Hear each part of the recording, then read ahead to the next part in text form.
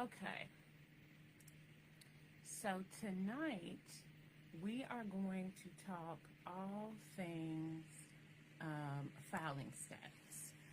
For those who don't know, I'm Toya Trainer, owner and CEO of Truth Tax and Accounting, where we try to break down all things taxes in plain English with no confusing accounting talk. So tonight, like I said, we are going to talk about filing status. Why is filing status important?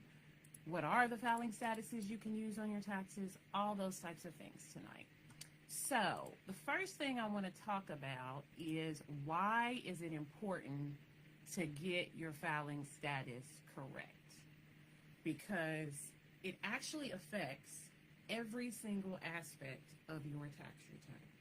So if you get your filing status wrong, it affects whether you even have to file taxes or not. So your filing requirements are affected by your filing status. Your tax rate, so how much taxes you pay.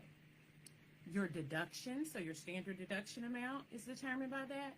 And also what credits you can qualify for also are affected by the filing status. So that's why when I teach tax class, that is one of the most important things we talk about, because if you get that wrong, everything else on that tax return is wrong.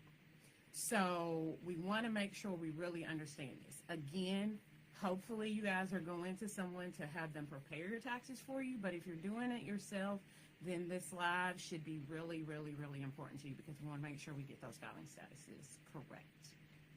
Okay, so before we get into the actual different filing statuses, the first thing that I want to let everybody understand is that filing status is determined by what you are on December 31st, okay? So we're filing right now 2025's taxes. So everything that we're about to talk about is what you were on December 31st, 2025, okay?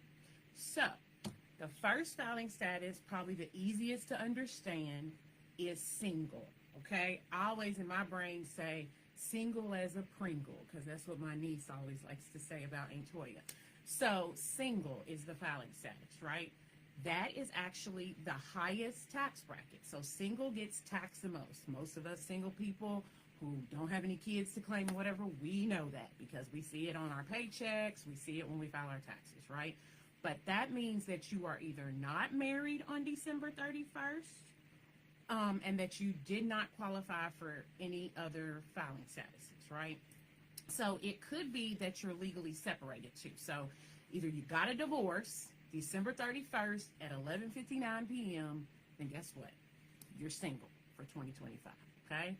If you got legally separated, not just, I don't like him, I'm not talking to him today, so I'm not married to him. No, this is a legal separation. You all filed court paperwork to be legally separated, and it was final by December 31st, then you are single for tax purposes, okay?